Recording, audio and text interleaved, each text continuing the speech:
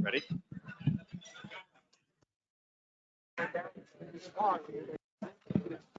It's all for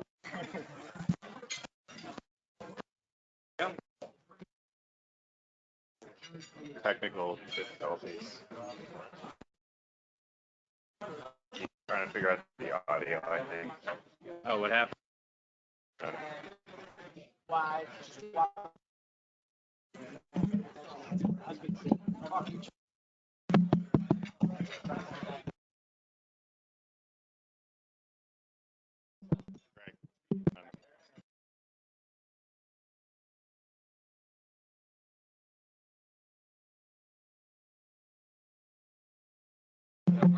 All right, good evening, everyone. Thank you for coming to the Ashrae, New York November chapter meeting.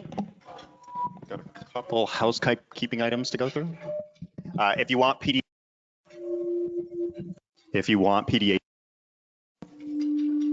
give me just a second. Perfect. If you want PDH credit, please fill out the QR code form. You can scan it on your phone, and then it's a simple 2-minute form, get you PDH credit.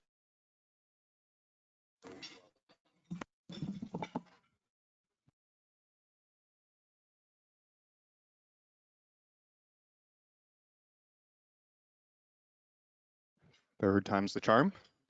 All right, starting from the top. If you want PDH credit, please scan the QR code. They're also on your tables. I will send out the PDH forms at like a day after the presentation, so there's no more physical forms to pick up. We want to thank our Tier 1 sponsors, Carrier, Con Edison, WSP, CDE, SRS,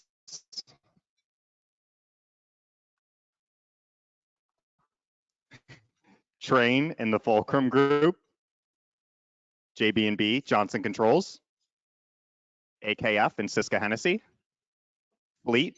Our Tier 2 sponsors are Fleet, Belimo, Goldman Copeland, ADS, Chimney Design Solutions, and Federal Pump. This is our Tier 3 sponsors.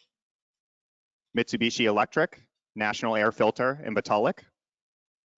Cerami, Wallace Ennis, and Siemens. Thermal System Associates, Wraith, and EcoCare Corp. IMI, Walls Darby, and MPN Boilers. So we have a bunch of announcements for different committees in Ashrae, New York. So I'm going to do high level, and you can find the rest of the information on our website on the main page. So WIA Women in Ashrae is holding an event on Monday, December 6th from 6 to 8. You can register following that link, or again on the website is the easiest way. It'll be held at DLR Group's offices. Our tours is hosting a tour at NYU's Brooklyn campus. That's actually this Thursday. Spots are filling up fast. If you want to go to that, please sign up today, tomorrow morning at the latest. The Refrigeration Committee is holding a Refrigeration Cycle 101, the keys to electrification. That will be on November 30th. And again, you can find the info page. I hear a camera. Don't worry, it's all on the website. Our mentorship program is still accepting participants, mentees, and mentors. So please sign up for that if you're interested. Our president will touch on that in a little bit. YEA is holding a holiday party, ugly sweater, and networking bingo. That'll be December 15th at 6:30, and you can register for that website. For Gala, our Gala 5/2022, and I'll make sure to snag those tickets once they're available. After this meeting, we will be holding a YEA happy hour at Peter Dillon's, which is just around the corner, so join us for that. It's a 2-minute walk. And now I'd like to introduce the current president of Ashrae, New York, Benjamin Rodney.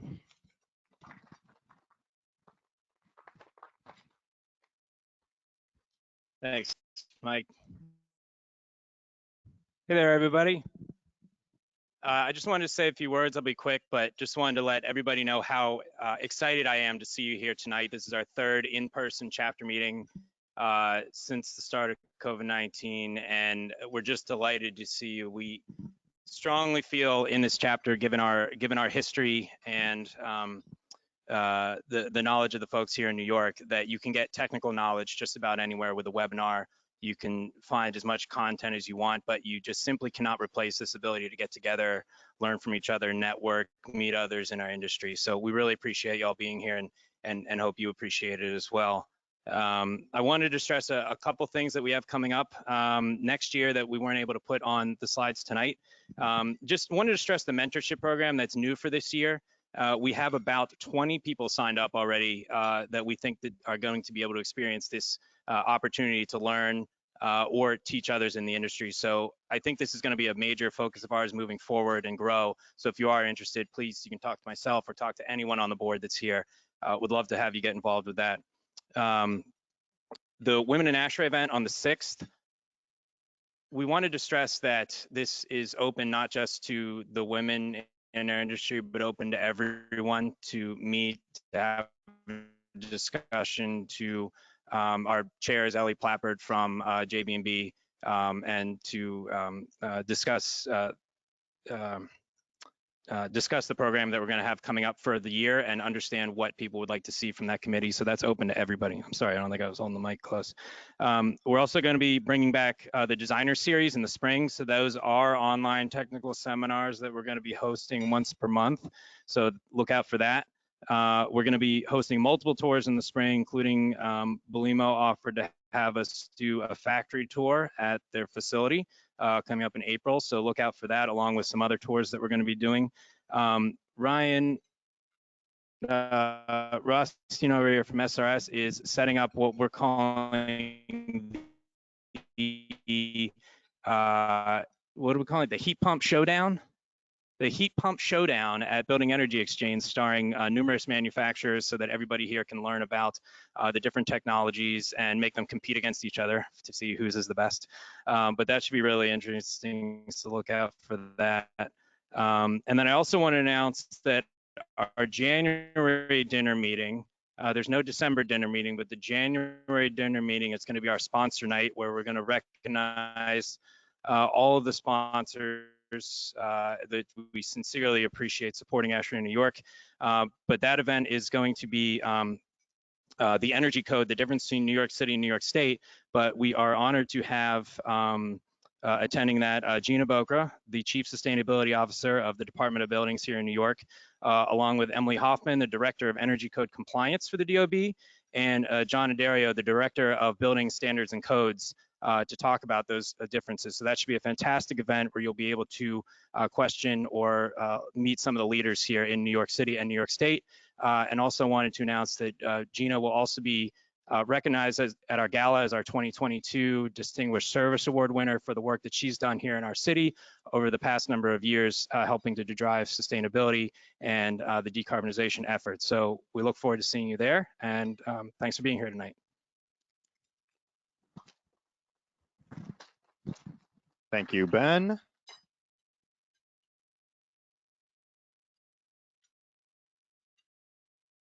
And without further ado, I'd like to introduce our speaker, Mike Donnolo.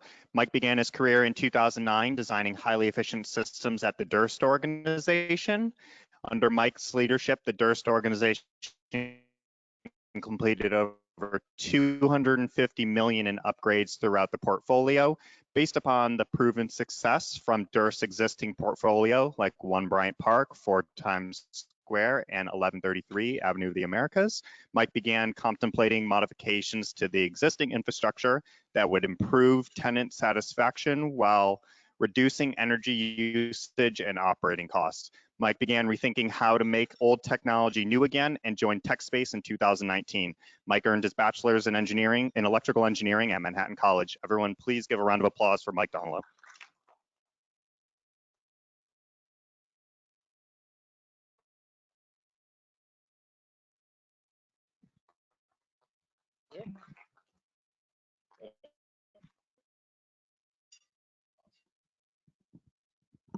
Hello, everyone. Thank you for coming.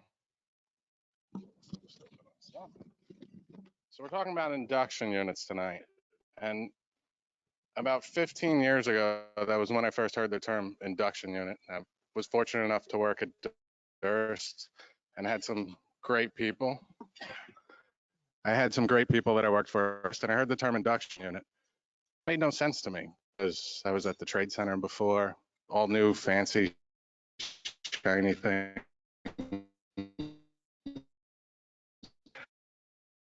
For the previous 60 years, engineers, operators changed with set points. They'd modify how the system was contemplated to work, and the system no longer worked the way that it was supposed to. So everyone, you walk into an induction unit building, and the first thing you hear is it's noisy, it doesn't work, everyone's uncomfortable. And it's true because of what they're doing.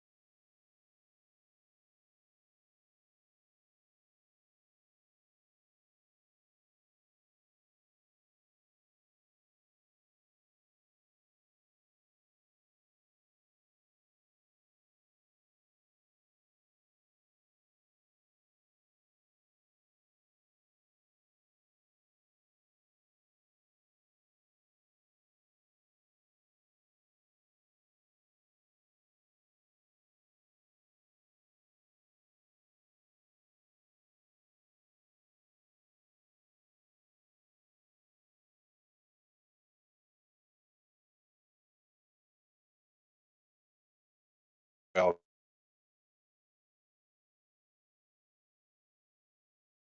to.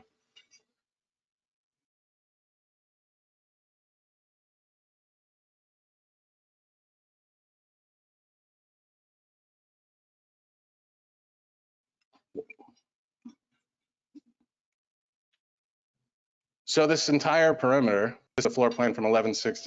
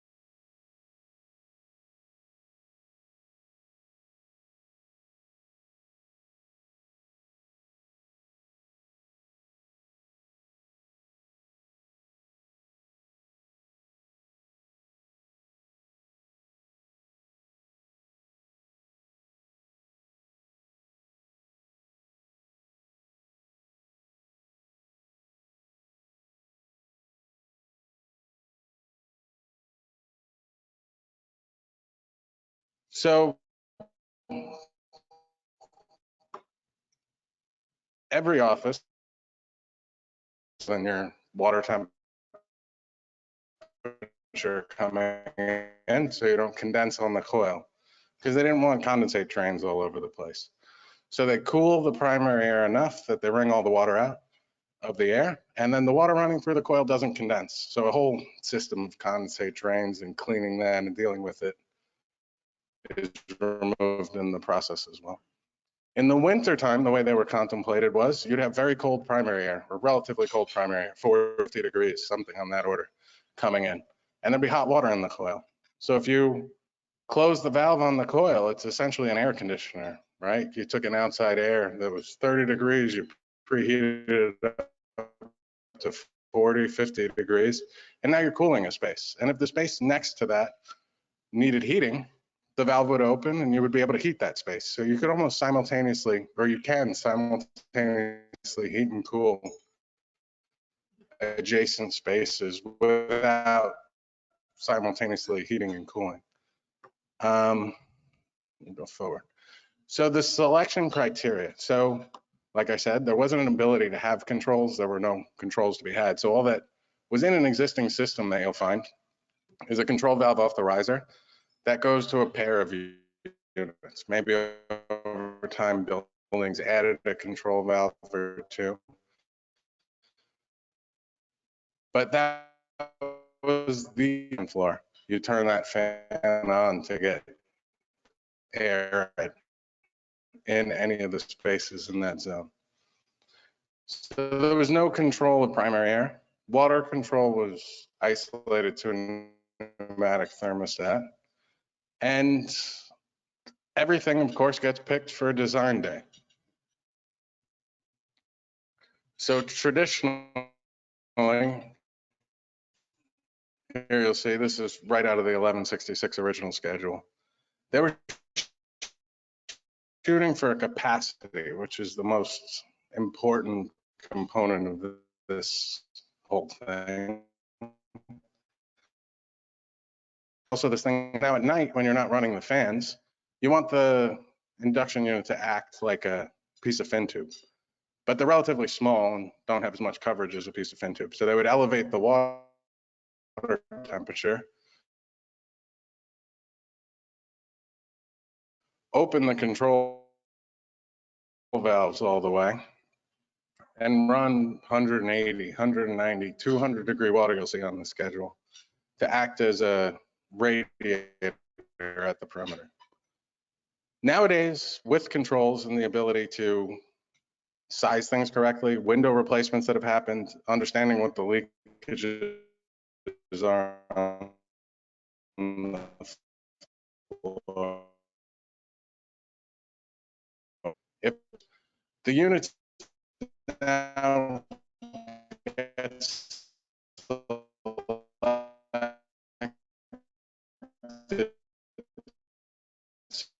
so their maximum operating point meets or exceeds the existing unit's capacity because it's with these devices. If we go back to 1166, a building like that has 3,000 to 4,000 units in it. Each unit's, there's a couple on the schedule, but half a ton, we'll call it. You're talking about 2,000 tons of cooling we contemplated doing and wound up doing. And every time we look at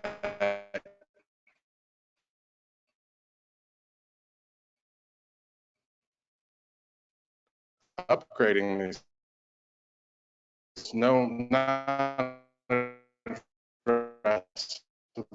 Can't see a floor plan on the BMS. How can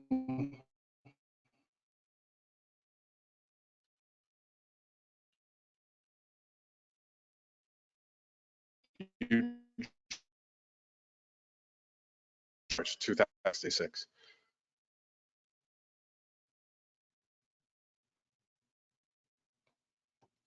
Let me go.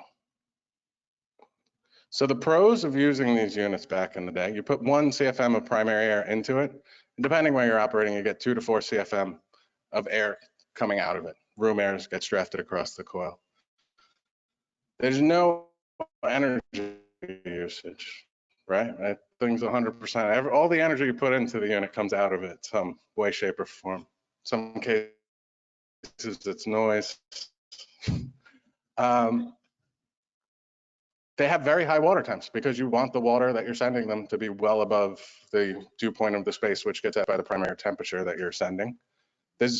In the old units, there's no moving parts. These units have been there in buildings for 50, 60, 70 years, operating with very little maintenance, if any. Perhaps vacuuming the coils and the filter screen once a year. No drain connections, a whole system that an operator doesn't need to worry about. They have requirements, they have, but no power. And like I said before, in the winter, you can heat a space and cool adjacent spaces without simultaneously heating and cooling. There's a ton of air on every office on the perimeter. 1166 was most likely smoking 2 packs of cigarettes a day in their office. And there was plenty of air for that reason and because they needed the capacity. So tons of air. Everyone loves outside air going right to the tenant. This is the original DOAS, if you will. So the units tended to be noisy. If we go, noise was not, even in commercial leases over the past 10, 12, stricter requirement, what tenants wanted, the appetite that tenants had for noisy spaces. You walk into an induction unit space presently, and you know it's an induction unit space. You've heard that noise, and that's very tinny, obvious noise. Lack of occupant control. Now you have this constant volume system. So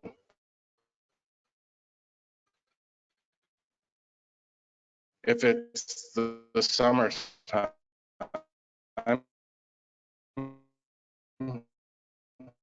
all you're relying on is this really no 66, 3,000 to 4,000 units. There's 2,000 pneumatic control valves all over the place with little knobs on them and the enclosures. They're probably not all floors down. 12-inch round duct on the perimeter, and they're trying to send a couple hundred, if not a couple thousand CFM down 12 floors of a building.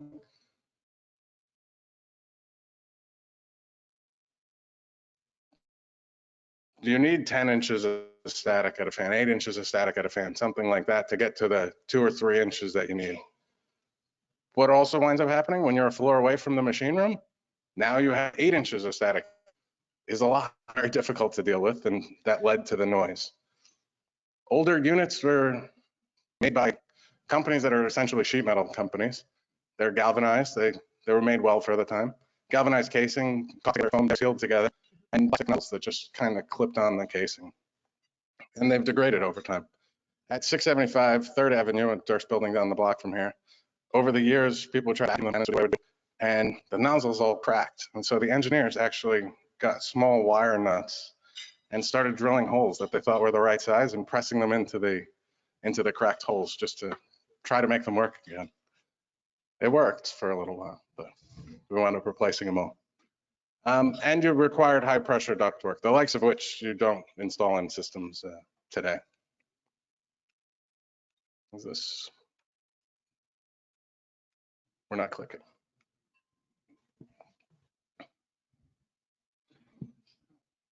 Is that it? Okay, so today, a lot more, since these things came out in the 60s and 70s, a lot of things have come to me, like computers and the internet. We've gone far from where we once were. Now controls have gotten smaller, they've been available and reduced in price to the point where putting controls on every unit is an option. So if we look at the modern system, what we see is 24-volt power and comm to each unit. Every unit's addressable. Every unit knows the return air temperature digitally, knows if there's condensate in it, has a damper at the inlet that measures the amount of air going in, so pressure independent damper, which is very important because you need to make sure that you maintain the minimum flow of air required for ventilation for the space. So being pressure independent gives you that.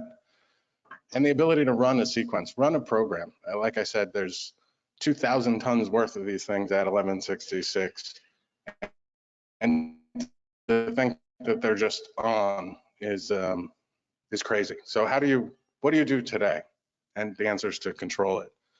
Now there's advances in Cfd modeling. If you look later, there's red nozzles there. Everyone can feel free to take one if they want. Using Cfd modeling, people have developed nozzles that are much better than There's also more advanced technologies for making things today at a very low price point that allow a aluminum nozzle like that to be machined at a cost equal to or less than the old injection molded nozzles. Quality just leads to a reduction in noise since the mass increases greatly. Ddc controls and BMS on every unit, on everything, and the construction of which. Now there's much better materials commercially available. Aluminum extrusions are one of them that will get them so they'll never get oxidized. Nothing can go wrong, which is exactly what they wanted back in the day. That's why they put these in tenant spaces. They didn't want operators. They designed buildings with the operator in mind. So they designed systems in tenant spaces that they'd have to touch once a year and just with a vacuum. They didn't have the option of putting a DOAS box over everyone's desk with 8,000 points in it and high voltage and low voltage wire. They thought about how the operators would operate these systems later on and made a simple system that was relatively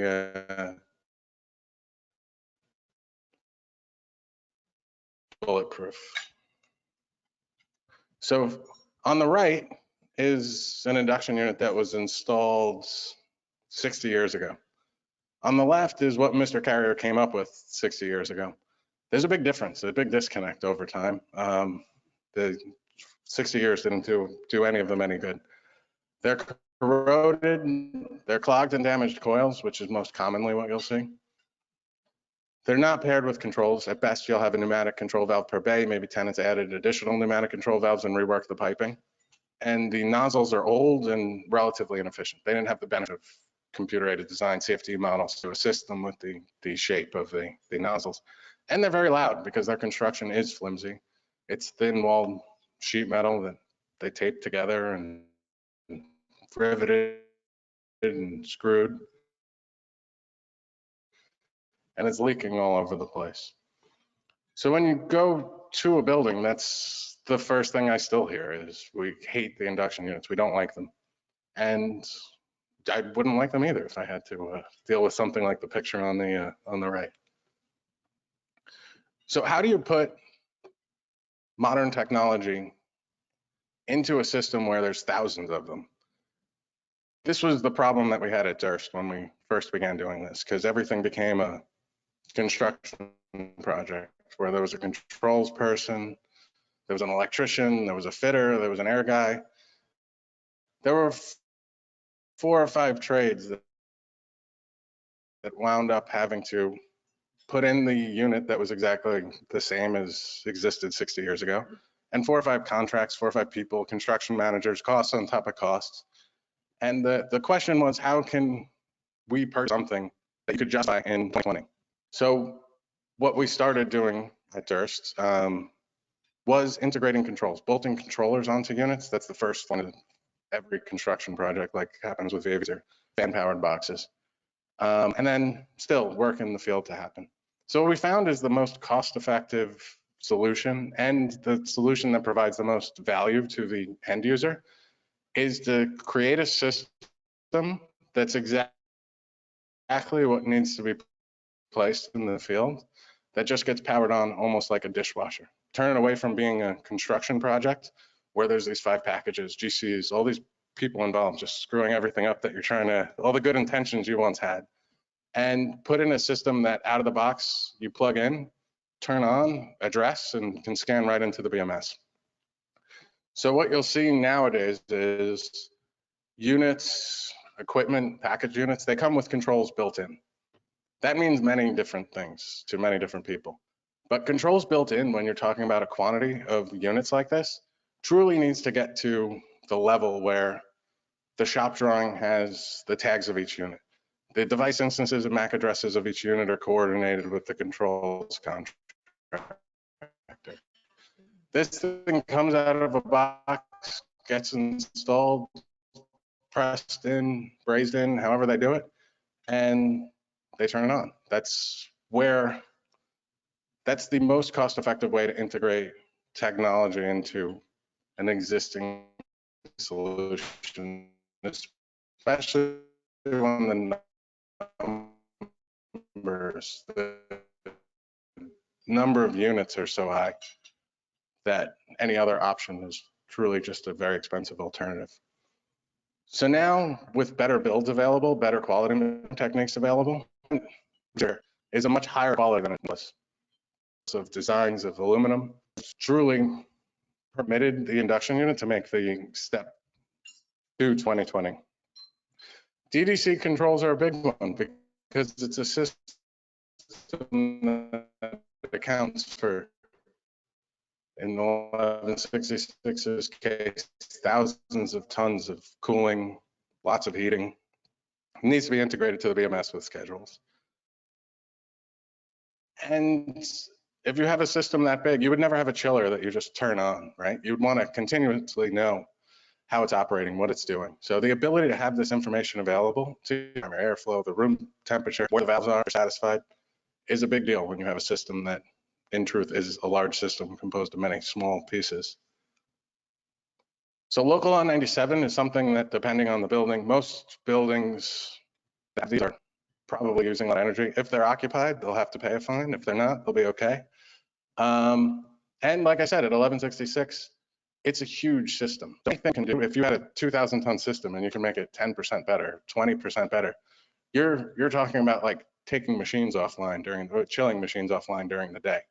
Because anything you can do on a small basis with so many units will equate to a very, very large impact. Both dollars, carbon. So induction units are something that can be readily swapped out, like we talked about earlier, and have a huge impact on the carbon a building is using.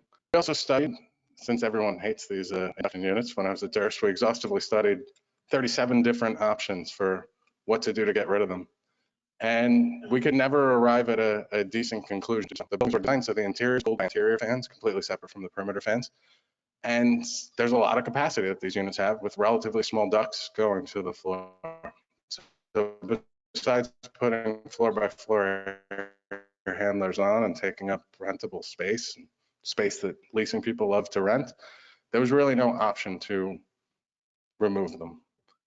So we didn't. We controlled them and made them work.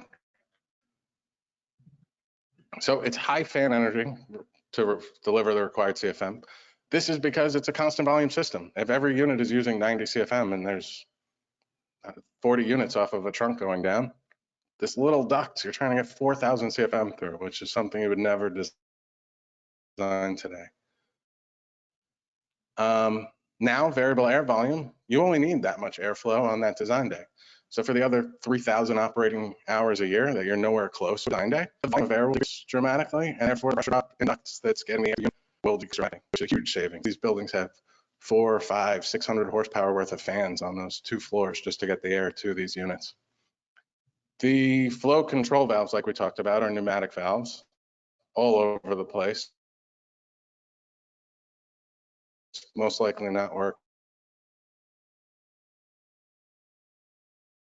tinkered with by tenants. There's a high pump energy. You go to these systems, you never see a good delta T across the system. No matter what you do with the pump, you never get a good delta T across the system because there's thousands of these valves and they're not all close to working correctly. The units themselves, since they're deteriorate.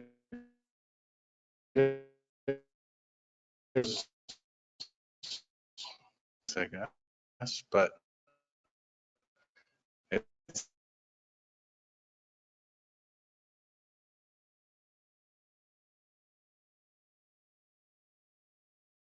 the air's not going where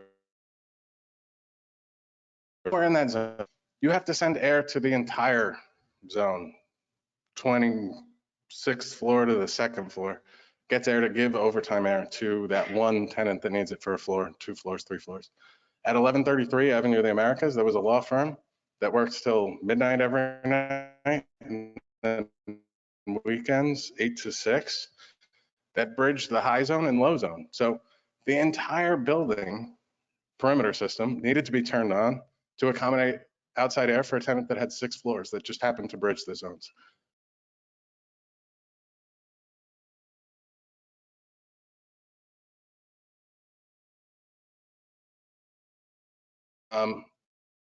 So the amount of energy wasted in that circuit, a damper on each unit or some other way to control airflow is very beneficial, depending on the occupancy. Especially future occupancy could be different, and now you are turning on an entire building just to cool that one floor or that one space. So for freeze protection,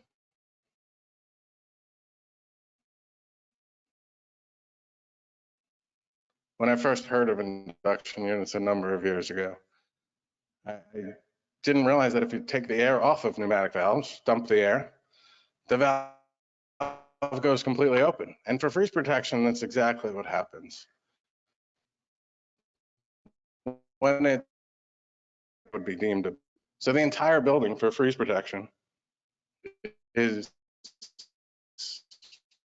running design flow over design flow, depending how the system's operating, just to freeze protect.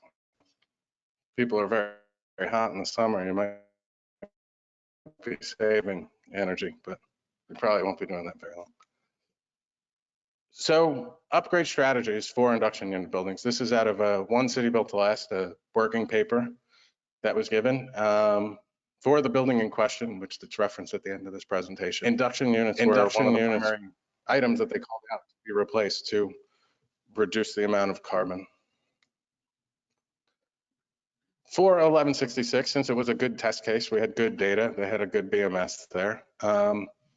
We hired JB&B to do a full-blown energy model for one particular floor there, the 12th floor. And they have solar gains, they know all about the glass, the slab to slab height. And we had them calculate what the energy savings was on a cost basis and on a kBTU per square foot and carbon basis to see what the impact of just changing the unit from one constant volume unit to a new unit that has variable airflow. The old ones have variable water flow, arguably. And the result yielded a savings of 16.9 million kBTUs per year, and an operating cost savings of, I don't remember the number off the top of my head, so give me 1 second. 750. Like I said, it's a huge system that's often overlooked. That many tons, that many MBH of heating, just without control. Any sort of control will help. Airside is, it's much more expensive to move a BTU around the building with air than it is with water. So by being able to effectively modulate, maintain the minimum amount of ventilation air required, there's a dramatic savings in the amount of air. Their study, since this was done 6 months ago, a year ago at the peak of COVID, we did the study around 30 CFM of outside air per person, which exceeds, in the case of 1166, exceeds the minimum required ventilation air by a factor of 1.5. So everyone loves charts, so we decided to put charts in.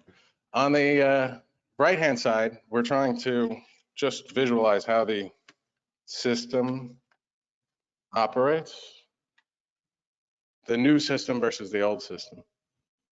So the constant volume system's in gray, and the a VAV system is in orange. You'll see that the fluid flow, which is the top, that's what varies, and the only thing that varies in the existing constant volume system, because that's the only thing that they were able to have control of. With a new system, you really want to move the BTUs around the building with water, not air. So that valve tries to be the valve on each unit tries to be as open as it can all the time, which you'll see both for cooling and heating. The reason the valve doesn't open until the system load increases to about 25% is the primary air is another driver of capacity, and that takes care of the initial load. The airflow with the constant volume system, they're just on. So it's 100% of airflow whenever the system's on. It's just on using 90 CFM all hours, all days that it's operating. What the new way to control it is to set the minimum.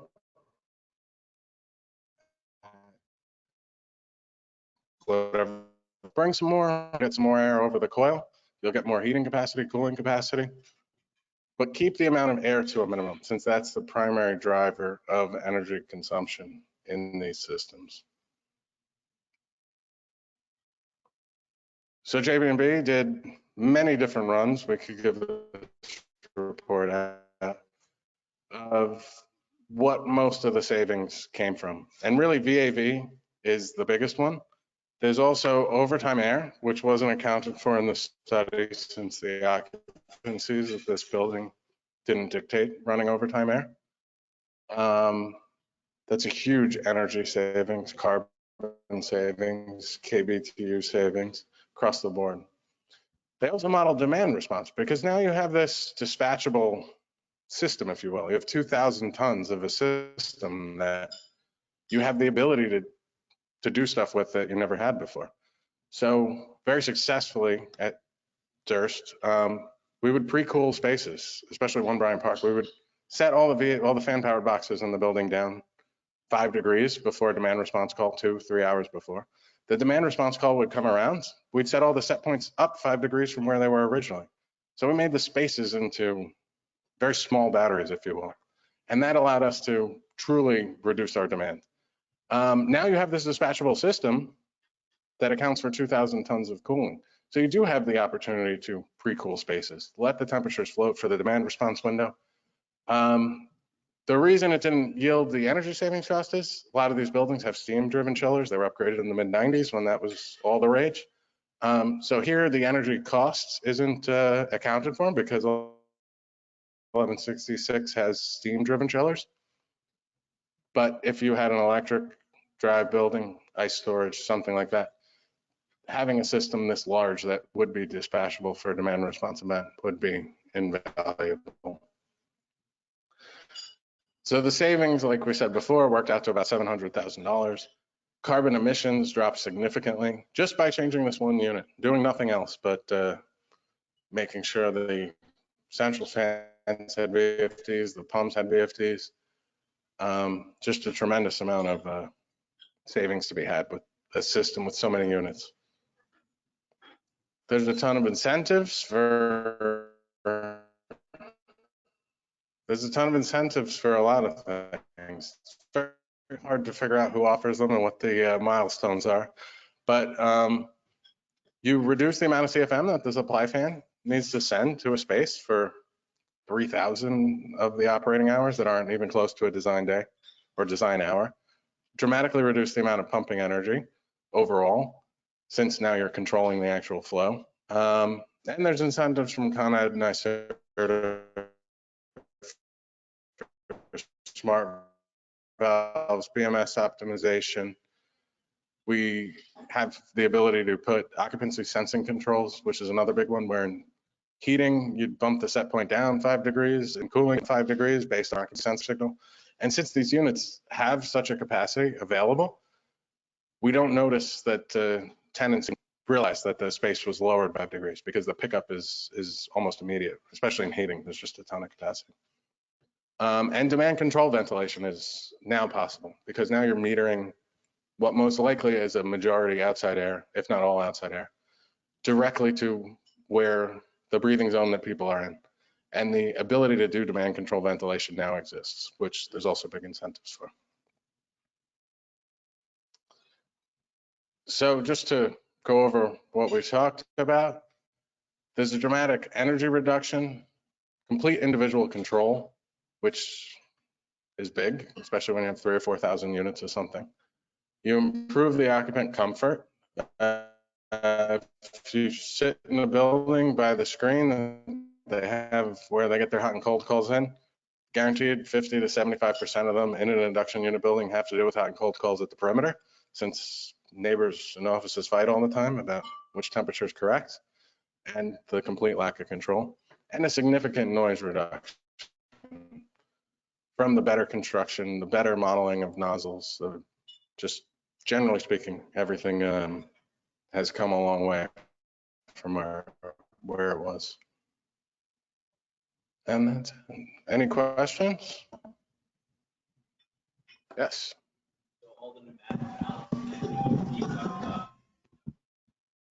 That was me. Oh. So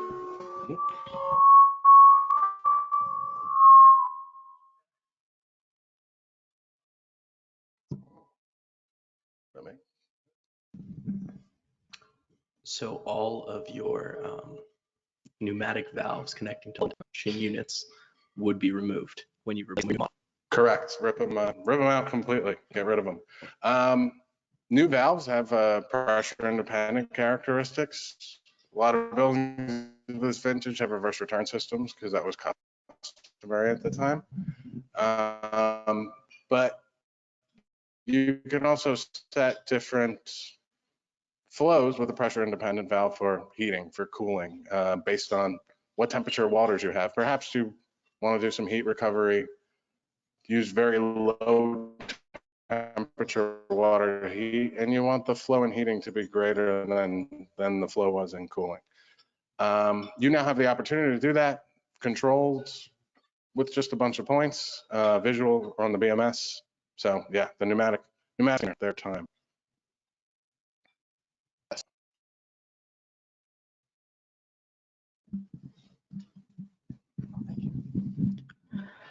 I was wondering if there's a minimum flow for the units to induce the induction, and if the new style unit can reduce that. At least the operators at my building, kind of have a minimum static that they are sending it for the induction to work properly. So with the new style unit, it's a relatively linear induction curve, if you will, from a very low static, low primary airflow to a higher airflow. We don't really see that being an issue. Beyond that, if you don't have the capacity or you're not inducing, space temperature will get warmer or colder. The amount of primary air coming into the unit will open up, and the issue will almost self-wrap. How does that compare with the original units, like the one that were in your building? The older ones really needed the 2 inch of static, the 1.5 inch worth of static, the 3 inches of static that they had. It's certainly come a long way. Awesome, thank you.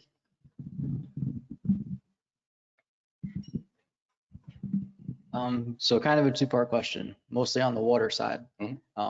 Did you guys add any kind of pressure independent valves or pressure regulated orifices to actually control GPM through the coils? Yep. You did, okay. We did. So if you look at the side of, I might have one that's not a pressure independent valve on there. The new standard is a pressure independent valve for the ability to tune in the amount of flow that you want on a given facade, on a given unit. This person's always hot. That's a conference room with 6 units in it. Let's have the ability to do something different and not limit that forever. So we do a pressure independent LEMO body as standard. Cool. And then, sorry, second part of the question. On the water temperature side, did you guys make any modifications on that, or are you still operating it at a higher water temperature? So at 1166, they're steam. They don't, I wouldn't say they don't care. It doesn't really matter right there. There's no boilers. If you went to a building like 1133 where there was an induction unit, an existing induction unit system being upgraded to a new induction unit system where they have condensing boilers that they do have the opportunity to do something different, they will. Certainly, a big savings is to be had, especially if you had boilers or a heat recovery system. And the ability to even do that in the first place is a big deal. Two questions. Well, one clarification and one question. You're saying, or you mentioned doing kind of a pre-cooling before any demand response, call came in. And was there? I find it hard to believe there was no correlation with any increase in cold calls by doing that. As long as you, it depends which hat you want to wear. There's tons of cold calls. There's tons of hot calls after that event. Leases have a bounds, which you're able to operate in, and that's what we had the ability to do at One Bryant Park because it was such a controlled system, controlled building. We did, for that 4-hour window plus the pre-cool period, get cold calls and hot calls. The dollar value was pretty close to $1 million for 4 demand response events a year in that case. All right. So let them complain those 4 days. Okay. So the next question was about the maintenance of these units. Knowing how building engineers kind of are shy away from technology and are a little bit Luddite. How has it worked? When these units that have more moving parts, how's the maintenance and what happens when they do eventually fail? Yeah, that's a great question. One we get all the time. So the carcass of the unit, it's a chunk of aluminum. And we wanted to keep it that way. We didn't want to really modify that because it is kind of elegant in the simplicity of the old system. The only 2 things that are moving are the damper, which is internal to the unit, which you'll see, and the actuator / controller on the outside of the unit. Both are Belimo products, which are just superior products. Anywhere that you go, you'll find Belimo devices that have been operating for a decade, 2 decades. And that kind of helps with that discussion. There is something new there, so it does take some getting used to. But general maintenance is vacuuming the coil once a year, and that's really it. I'm sorry? The unit over here is manufactured by Tecspec in Newark, New Jersey. Well, big round of applause for Mike.